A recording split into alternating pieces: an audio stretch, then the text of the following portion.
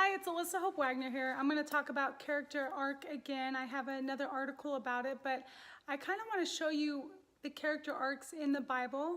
Now, a character arc in a novel is where the main character or some of the minor secondary characters, they transform. So they're like this in the beginning and they go through this transformation at the end, and so that's the character arc. And so there are three biblical figures that went through a character arc. The first one is Esther. So Esther is just this young girl who marries a king, and because of that, she has this great destiny of saving all her people from annihilation.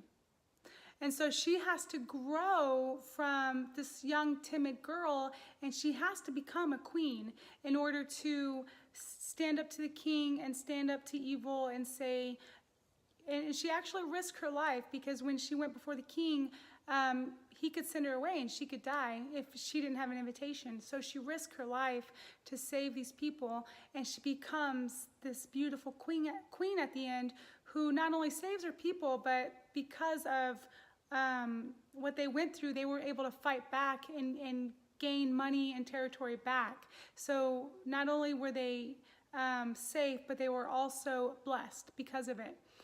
And so Queen Esther went from this young girl, and through the character and through the obstacles, because here's Queen Esther, the purpose that she has is to save her people, and over here you have the end result where she saves the people, and in the middle of that you have these obstacles. You know, first she has to become queen, and then she has to go and enter the courts and ask the king to accompany her to dinner, and then she has to do the dinner, and then she has to do another one. So she has to overcome all these obstacles, and then she fasts. And so as she overcomes, and these obstacles create tension in her life, but instead of running away from the tension, she goes head first, and she overcomes all these obstacles, and the obstacles are what changes her. And the next one is King David. So King David was anointed when he was a teenager. Obviously, he was not ready to be king yet, and God needed to make King David a man after his own heart, or king after his own heart. And so King David had many obstacles in order to become king. He had Saul always after him, and Saul chasing after David is symbolic of, really, Saul was killing the Saul in David. You know, we all have that Saul in us, and God allows us to endure these obstacles or these people, and it kind of kills that Saul within us that would be there otherwise. And so he has to, live in caves. He has to lead ragamuffin men who are kind of the outcasts, so he has to learn to lead them. He has to, there's different instances where he barely gets away from death, and he writes about it. And right before he becomes king, these people take all his family and his military, his soldiers want to attack him, and at that point he leans on God.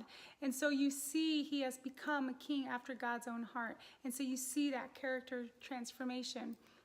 And the last one is Joseph that I want to talk about. So Joseph has this purpose. God says, pretty much you're going to be a very powerful person. And so he has this purpose inside of him, but in the goal way over here, he's going to save the world as they know it. He's going to save Egypt and all the surrounding countries from famine. And so when he's given a purpose, or the value is put in him, he's not able to do it yet. He's not able to be the second command of the most powerful nation at the time. He's not, in this instance, he's not able to. And so he has to overcome all these obstacles, being put in the ditch, going to be a slave, then going to jail, and then running the jail. And so he has to be put through all these obstacles, which create tension, but he doesn't give up, and he never gives up on God. He continues through this process to where at the end he is plucked out of jail and into second in charge of the most powerful nation in the world at the time. And so that is some major character arc change there, where he went from here, just a kind of a spoiled young man, to being the second in charge of a huge nation. So that is a character arc, and God wants to do that into your life. He when you become saved, that's just the beginning. He wants to transform you into the image of Jesus. And so he puts obstacles in your life. Well, first he gives you purpose, and then he gives you a destiny. And in between your purpose and destiny are obstacles that create tension, and you can run away from them, or you can go into the tension and overcome all those obstacles through the help of Jesus Christ. And to where when you finally get towards the end where your destiny is, you have transformed, you have changed, you've become stronger, more mature, more in the image of Christ. And that's what God wants for you.